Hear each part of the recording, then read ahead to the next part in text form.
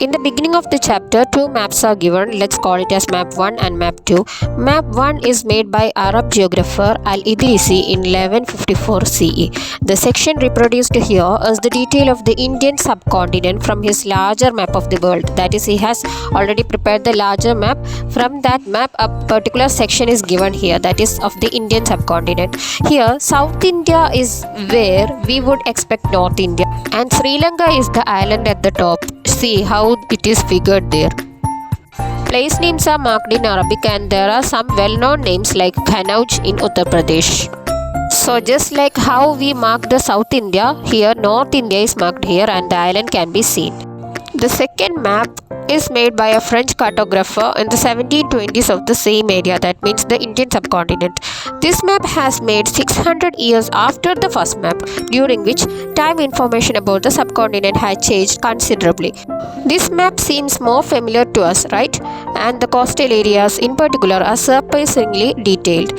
This map was used by European sailors and merchants on their voyages also.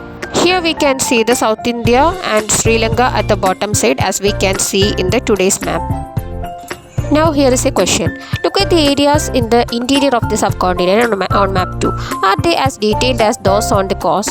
Follow the course of the river Ganga and see how it is shown. Why do you think there is a difference in the level of detail and accuracy between the coastal and inland areas in this map? So why coastal areas are marked more detailed than or accurate than the inland areas? That is the question. Coastal areas are detailed more clear than inland areas here. This may be because it gives complete details for the voyagers or sailors who use the map. They can reach their destination through the sea without any confusion. It is meant for foreigners to reach India easily. As sea route was the main route of transportation on those days, the idea about the coastal areas should be clear, so that it is marked more clear than the inland areas. Now a question arises, why there is difference in map 1 and 2. It is important to note that the science of cartography differed in the two periods. Historians have to be sensitive to the different historical backgrounds or contexts in which information about the past has produced, so that map 1 and 2 are different in their structures. Now about new and old terminologies. Historical records exist in a variety of languages which have changed considerably over the years. Medieval Persian, for example, is different from modern Persian. The difference exists not only in grammar and vocabulary but also in the meanings of the words. For example, consider the term Hindustan. Today we understand it as India, the modern nation state.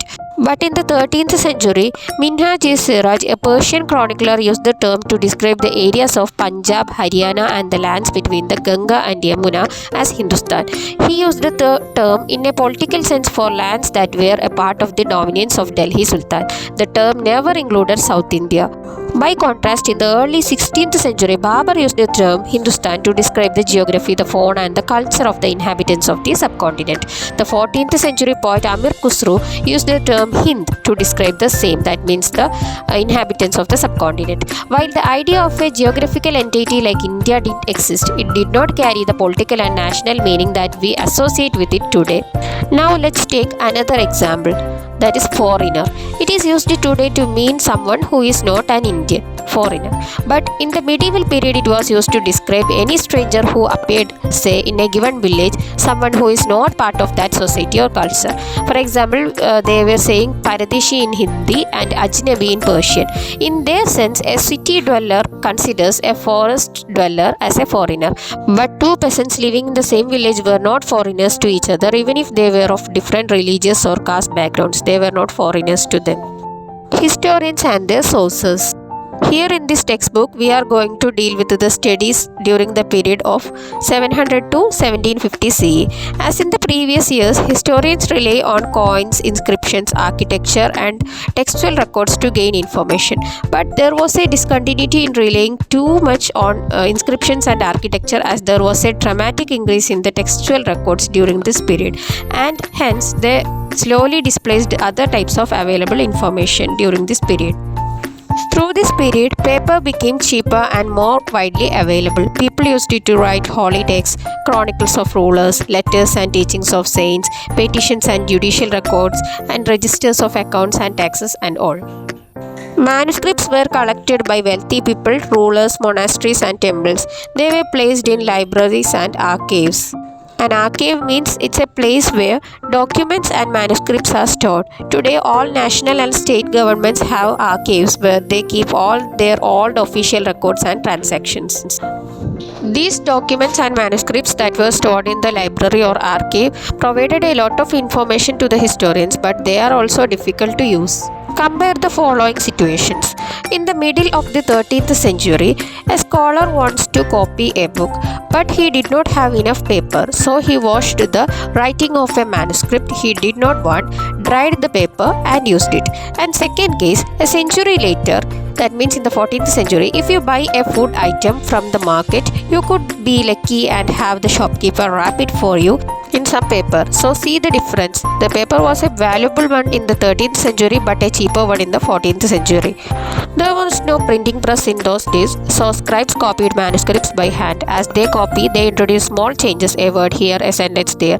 These small differences grew over centuries of copying until manuscripts of the same text become substantially different from one another. This is a serious problem because we rarely find the original manuscript of the author today. We are dependent upon the copies written by the later scribes. As a result, historians have to read different manuscripts of the same text to guess what the author had originally written. On occasions, authors revised their chronicles at different times. The 14th century chronicler Ziauddin Bahrani wrote his chronicle first in 1356 and another version 2 years later. The two differ from each other, but historians did not know the existence of the first one until the 1960s. It remained lost in large library collections. So these are some of the problems faced by our historians. Even if they have the material, they cannot access it properly. New social and political groups. The study of the 1000 years from 700 to 1750 was a huge challenge to historians, largely because of the scale and variety of developments that occurred over the period. New technologies like the Persian wheel in irrigation, the spinning wheel in weaving, and firearms in combat appeared during this period. New foods and beverages arrived in the subcontinent like potatoes, corn, chilies, tea, and coffee during this period. The people who brought these innovations, like crops and technologies, had other ideas too. Hence, this was a period of economic, social, political, and cultural changes, we can say. This was also a period of great mobility. Groups of people traveled in search of opportunities. The subcontinent held immense wealth and possibilities for the people to carve a fortune. And hence, getting a job was not difficult at that times for the people. One group of people who became important in this period was the Rajputs, a name derived from Rajaputra, the son of a ruler. Between the 8th and 14th centuries, the term was applied more generally to a group of warriors who claimed Kshatriya caste status. The term included not just rulers and chieftains, but also soldiers and commanders who served in the armies of different monarchs all over the subcontinent. And thus, Rajput became very famous group at that time. A chivalric code of conduct, extreme valor, and great sense of loyalty were the qualities attributed to Rajputs by their poets and bards.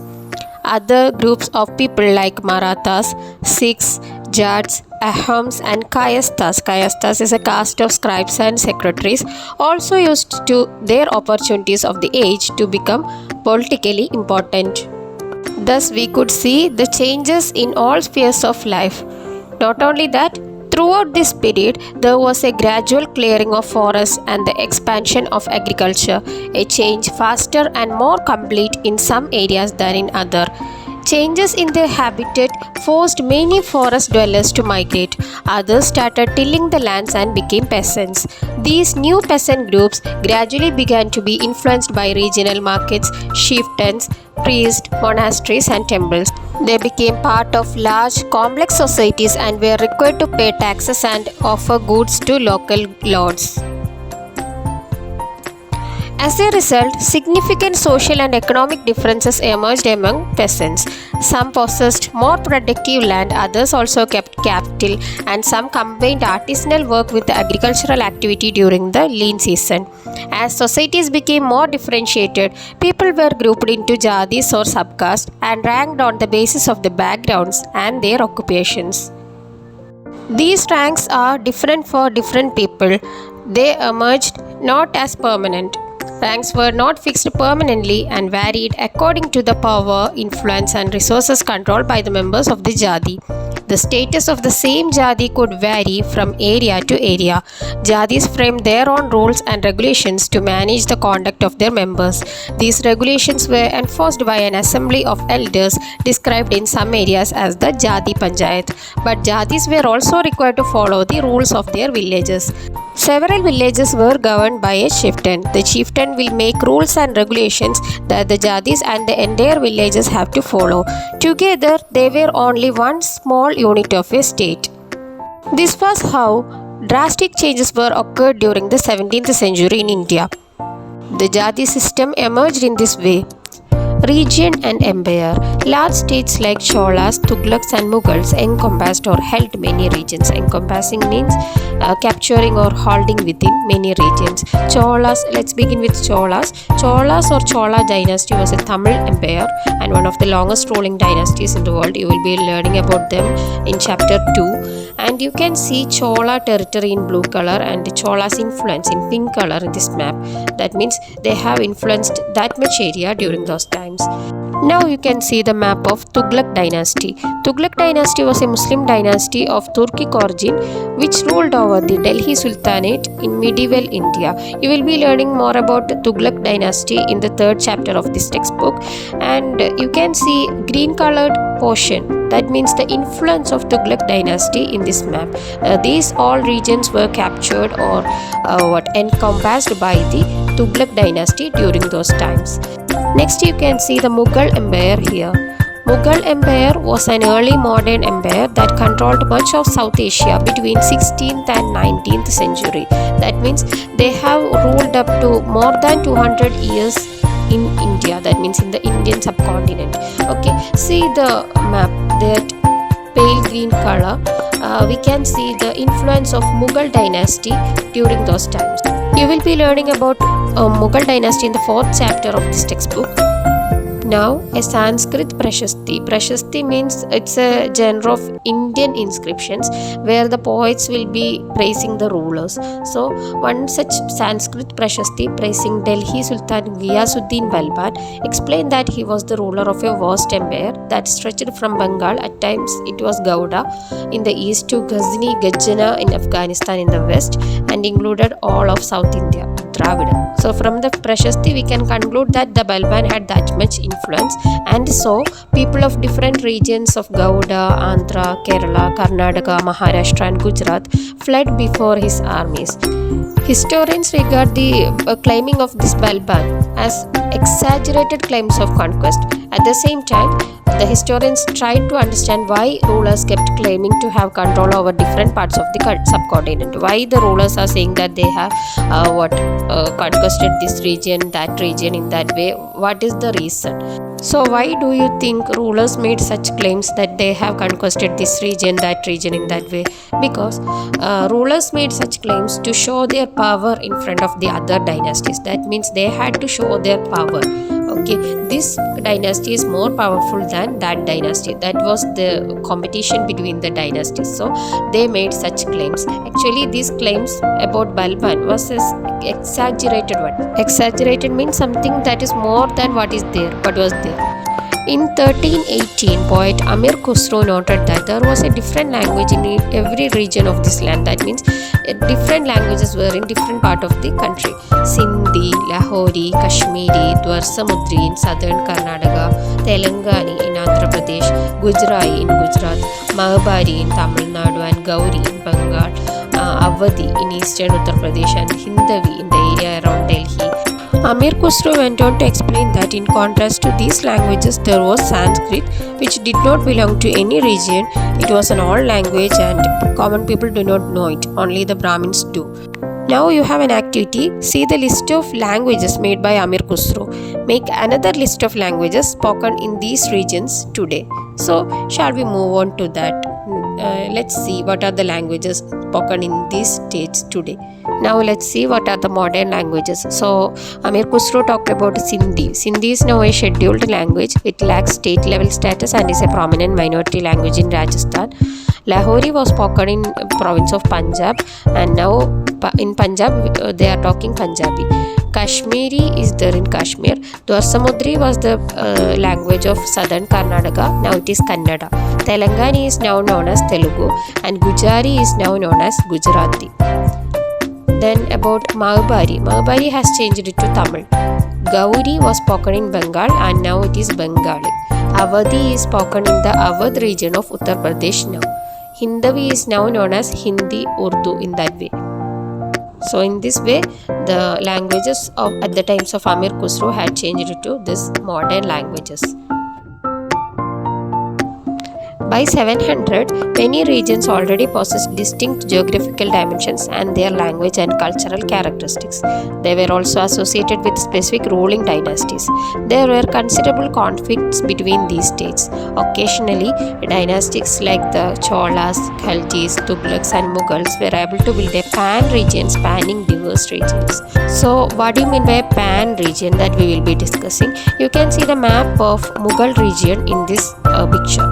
Okay, so a pan region means a geographic region or state's sphere of economic, political and cultural influence extending beyond that state's borders. That means beyond that state border, their influence will be extending. For example, in the present situation, the pan region of the USA includes the USA and its close neighbors including Canada, Mexico and many South America states. Okay, so in that way, pan region existed in those times of the Mughal period. So similarly, you can see the Khaljis, Cholas, Tugluks and Mughals had many pan regions that were spanning or bridged many diverse regions. So spanning means bridging. So the dynasties like Khaljis, Cholas, Tugluks and Mughals had many pan regions. But not all these empires were equally stable or successful. For example, the duration of the Khalji dynasty was only 30 years, while that of the Mughal empire was more than 2 centuries. That means 235 years. When the Mughal Empire declined in the 18th century, it led to the re-emergence of many regional states, but years of imperial pan-regional rule had altered the character of these regions. Across most of the subcontinent, the regions were left with the legacies of the big and small states that had ruled over them. This was clear in the emergence of many distinct and shared traditions in the realms of governance, the management of the economy, elite cultures and language. Through these 1,000 years between 700 and 1750, the character of different regions did not grow in isolation. These regions felt the impact of larger pan-regional forces of integration without quite ever losing their distinctiveness. That means some isolated regions were there, they did not felt any isolation because they were pan-region of some other regions. So they did not felt that isolation. Old and new religions. The 1,000 years of history that we are exploring from 700 to 1750 CE had witnessed major developments in religious traditions. People's belief in the divine was sometimes deeply personal, but more usually it was collective. Collective belief in a supernatural agency, religion was often closely connected with the social and economic organizations of local communities. As the social worlds of these groups altered, so too did their beliefs too. It was during this period that major changes occurred in Hinduism. These changes included the worship of new deities, the construction of temples by royalty, and the growing importance of Brahmanas as the priests as the dominant group in the society. That means the growth of Brahmins mainly occurred during this period between 700 to 1750 CE. Thus, they became the dominant people in the society. They had a tremendous growth during those times. Their knowledge of Sanskrit earned them a lot of respect in the society. Their dominant position was consolidated by the support of their patrons, new rulers searching for prestige. A patron is an influential, wealthy individual who supports another person. That person may be an artist, a learned person, a craft person, or a noble man. A patron will support these kinds of person and make them influential persons in the society. One of the major development of this period was the emergence of Bhakti, a loving, personal deity that devotees could reach without the aid of priests or elaborate rituals. This was also the period when new religions appeared in the subcontinent. Merchants and migrants brought the teachings of the Holy Quran to India in the 7th century. Muslims regard the Quran as their holy book and accept the sovereign of one God, Allah, whose love, mercy, and bounty embrace all those who believe in Him without regard to social background. Thus, we can say the emergence of Islamic era appeared during this time.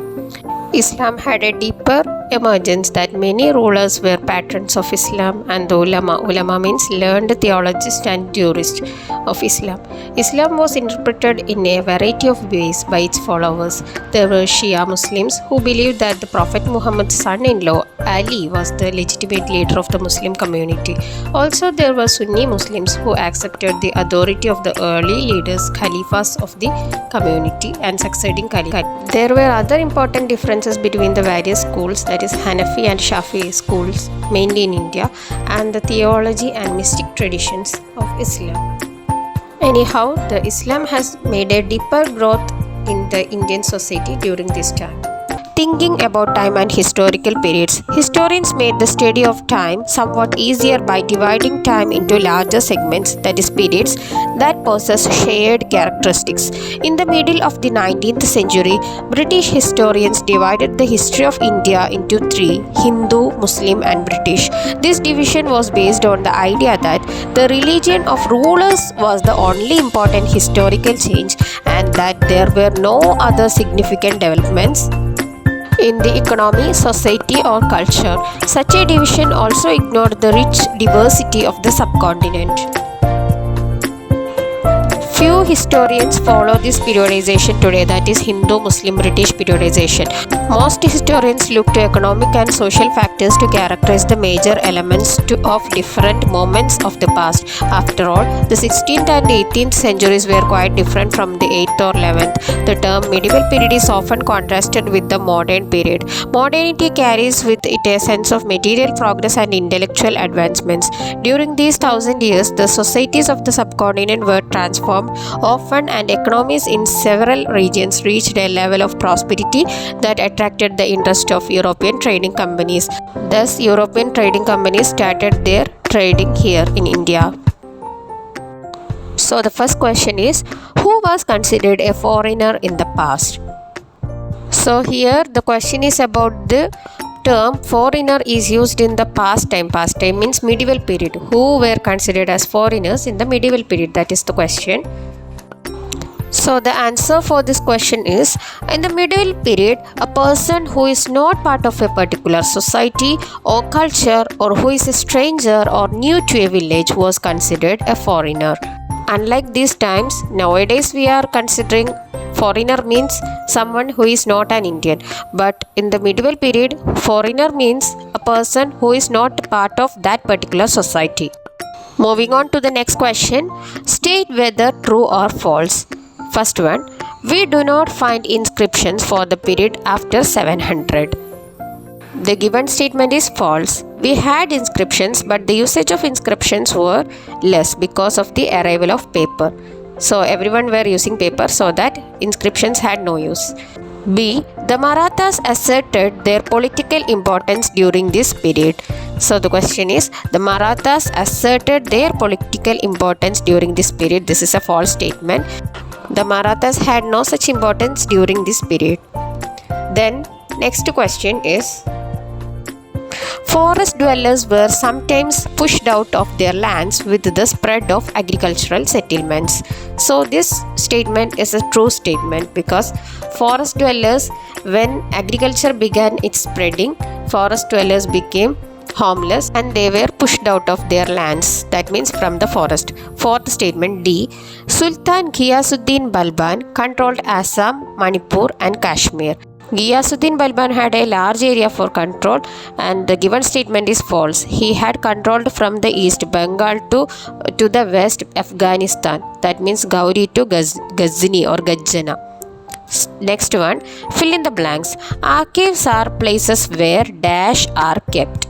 Archives are places where dash are kept. So the answer is manuscripts. Archives are places where manuscripts are kept. Archives are places where manuscripts are kept. So next question B. Dash was a 14th century chronicler. Dash was a 14th century chronicler.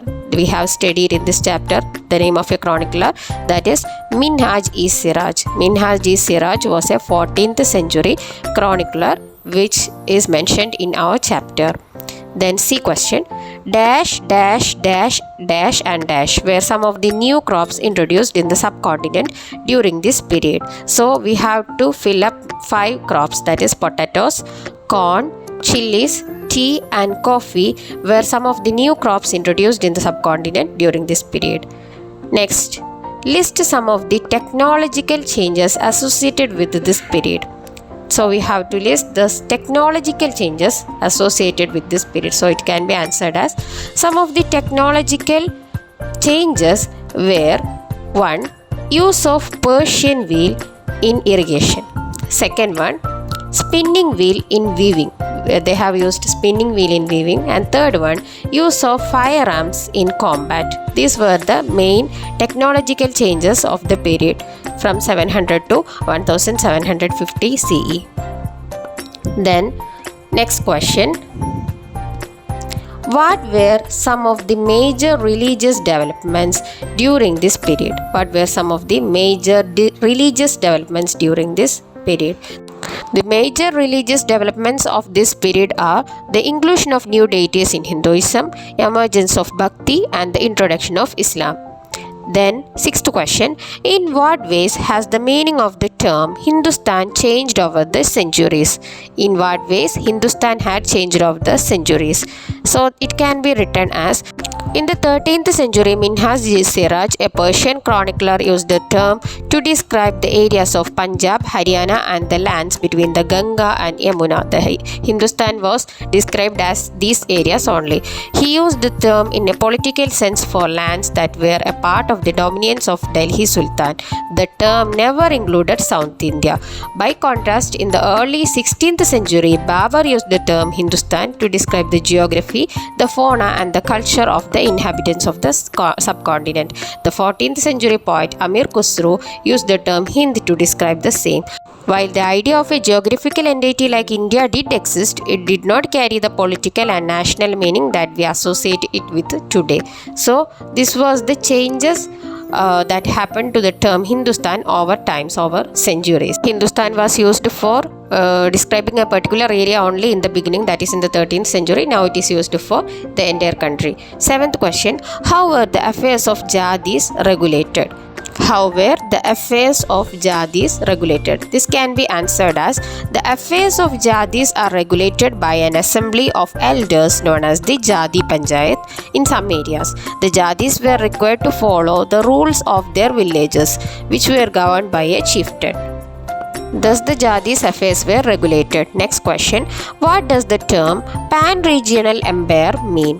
What does the term pan-regional empire mean? It can be answered in this way. The term pan-regional was used in the sense of the areas of empires spanning diverse regions.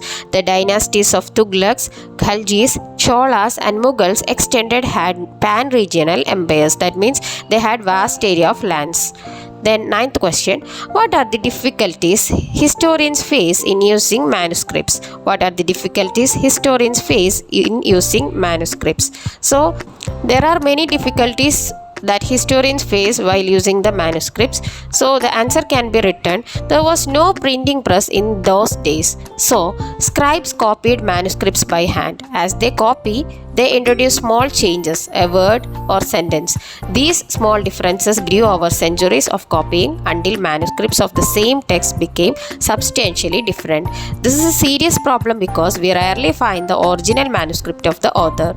We are dependent upon the copies written by the later scribes. As a result, historians have to read different manuscripts of the same text to guess what the author written.